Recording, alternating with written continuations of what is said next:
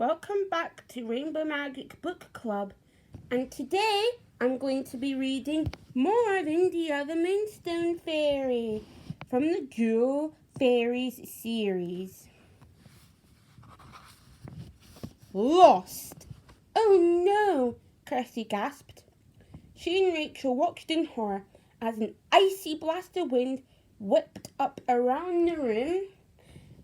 The glowing jewels were sent spinning and tumbling across the room and out of the window, where they scattered far and wide. Mean Jack Frost.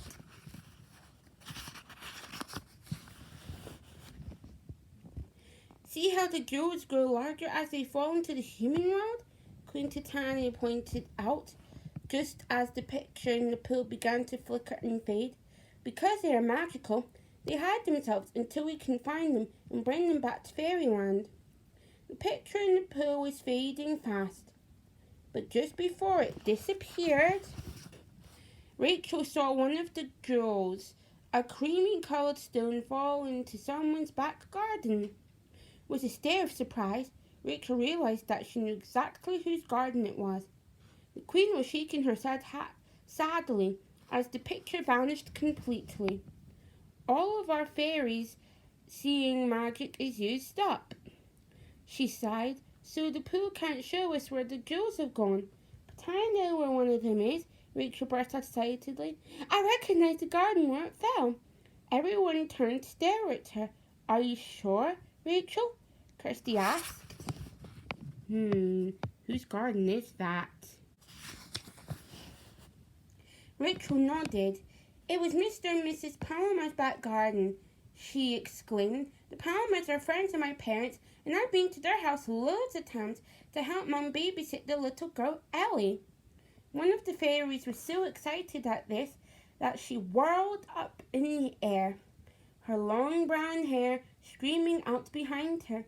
I'm India the Moonstone Fairy, she cried, her eyes shining, and I'm sure it was my moonstone which fell into your friend's back garden. The little fairy wore a pretty dress with a nippled-in waist and flowy skirt. The dress was white, but every time India moved, a flash of shimmering pink and blue shot through the material. On her feet, she wore dainty white sandals. Aww, it's a lovely outfit.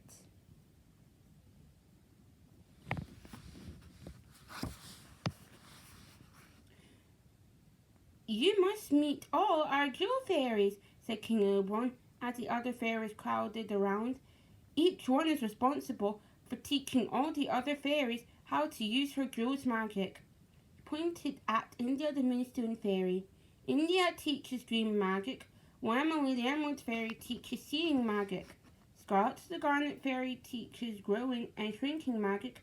Chloe the Topaz Fairy teaches changing magic. Sophie the Sapphire Fairy teaches wishing magic. Amy the Amethyst Fairy teaches appearing and disappearing magic.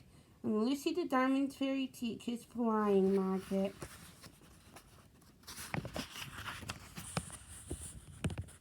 Rachel and Kirsty smiled round at all the fairies. We'll do our best to get your jewels back, Kirsty said. Thank you, the fairies replied. We knew you would help us. But Queen Titania said firmly, but Jack Frost's nose will be trying to find the jewels, and he has sent his goblins into the human world to guard them. The goblins will find it difficult to pick up the jewels, King Oberon went on. The bright light and magical gems will burn them because they belong to the cold, icy world of Jack Frost. Instead, the goblins will probably lurk near the jewels and try to stop us getting them back. Rachel and Kirsty nodded thoughtfully. Queen Titania looked grave. So now we need your help, not only to find each magic jewel, she finished, but also to outwit the goblins that will be guarding them. On the right track. We'll find a way to get them back, Rachel said firmly, and Kirsty nodded. King Oberon smiled at them. And you'll have our jewel fairies to help you. Rachel frowned. I had a dream about the goblins chasing me, she said slowly.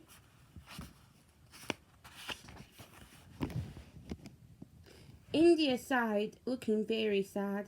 Without the moonstone, the fairy's power to send sweet dreams into the human world is fading, she explained.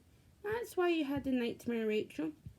India will return with you to your world, said Queen Titania. She will help you find the moonstone. We know we have to look in the Palmer's back garden, Kirsty said, but how will we know where to search for the other jewels? Queen Titania smiled. Just as before, you must let the magic come to you, she replied. The jewels will find you. And remember, they have grown bigger in the human world, so they will be easier to spot. Rachel and Kirsty nodded, and India fluttered over to join them, and the fairy queen raised her wand. Good luck, called the fairies as the queen waved her wand, and Rachel, Kirsty, and India disappeared in a shower of magic sparkles.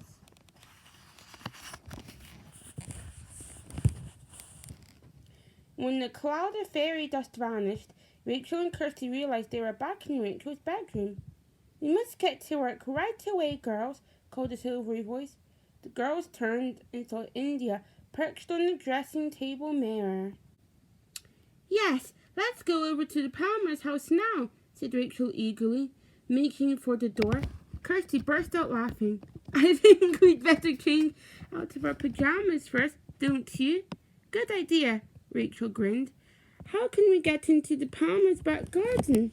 India asked, as the girls quickly got dressed. We could throw a ball over the fence, Kirsty suggested. Then we could ask the Palmers if we can pop into their garden to find it. Yes, that would work, Rachel agreed. Girls, are you awake? Mrs. Walker's voice drifted up the stairs. Breakfast's ready. India fluttered across the room and hid herself in Rachel's pocket, and the girls hurried downstairs. Mum, said Rachel, as she and Kirsty ate toast and jam, is it okay if we go play after breakfast? Yes, Mrs. Walker agreed, but don't go further than the park and back in time for lunch. Thanks, Mum, Rachel said, slipping out of her chair. Kirsty did the same. We need a ball, she whispered as they went to get their jackets. There's one in the shed, I think, Rachel replied. The girls found a tennis ball and then set off down the road. Although it was autumn, it was quite a warm day, and the sun shone down brightly from a blue sky. I hope my moonstone is safe, India said softly, popping her head out of Kirsty's pocket. I wonder if there are any goblins guarding it.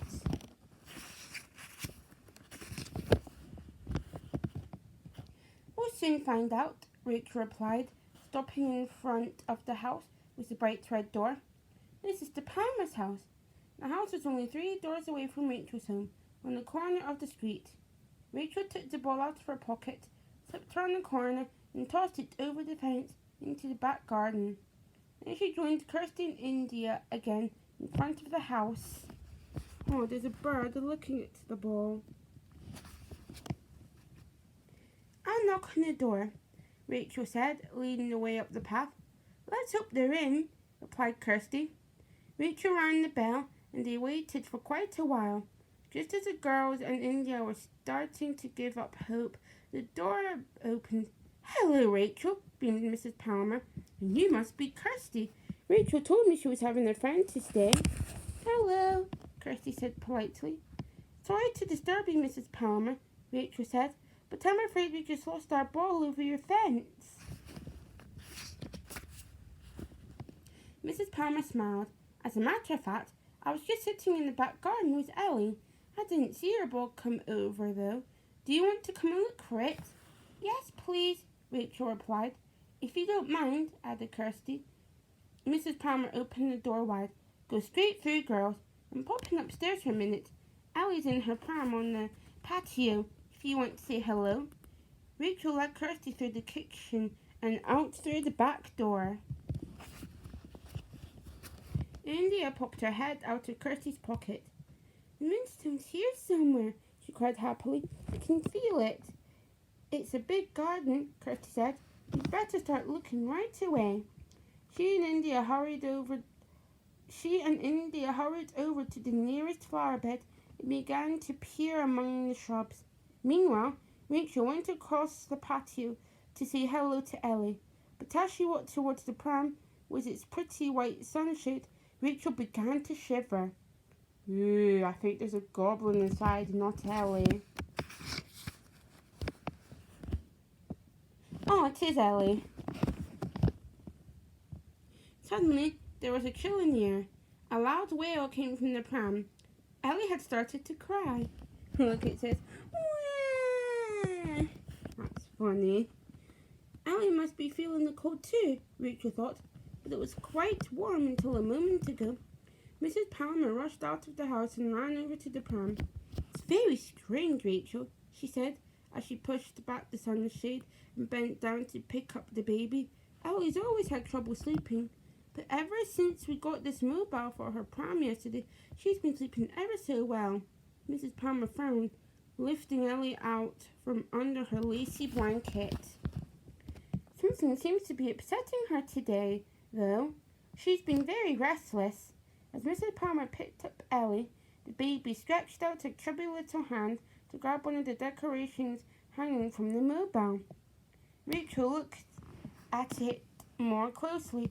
It was hung with silver stars, yellow suns, and pale moons. And then, suddenly, her heart missed a beat, for there, glittering in the middle of the mobile, was a cream-colored stone which flashed with pink and blue light. That must be the moonstone. Moonstone! Rachel thought excitedly. No wonder Ellie's been sleeping well. She must have been having extra sweet dreams. I'm just going to take Ellie inside, said Mrs. Palmer. There's a chill in the air all of a sudden. I hope that doesn't mean that some of Jack Frost's goblins are nearby, Rachel murmured to herself. Leaving Mrs. Palmer wrapping Ellie in a blanket, Rachel ran down the garden towards Kirsty and India, who were searching round the bird bath in the middle of the lawn. I found the moonstone, Rachel whispered triumphantly. It's hanging in the middle of the mobile on Ellie's pram. Wonderful, India gasped. Well done, Rachel, added Kirsty. Mrs. Palmer's taken Ellie inside, said Rachel. We can get the moonstone as soon as she's gone. The girls in India watched as Mrs. Palmer carried Ellie into the house. Then Rachel and Kirsty immediately ran towards the pram, with India flying along beside them. But before they reached it, the door of the garden shed flew open, and with a crash, 2 green goblins rushed out. Oh no, goblins! Hot pursuit! The moonstone is ours! One of the goblins yelled, and we'll never let the fairies have it back. Never, never! Shouted the other goblin. As Kirsty and Rachel and India watched in horror, he leapt up onto the pram and grabbed the string on which the moonstone was dangling. He's going to take the moonstone, Rachel gasped. Stop him! As the girls rushed towards the pram, the other goblin panicked. Hurriedly, he began to push the pram off the patio, away from the girls. But then the pram was much bigger than the goblin, who was only knees high, and he couldn't control it properly. It bumped and bounced over the grass and onto the path. The goblin inside was caught off balance. Thank you so much for watching and listening to me read India the Moonstone Fairy. I read some more of the book today, but I started it yesterday. Later today, I will be reading some of Scarlet the Garnet Fairy. Bye!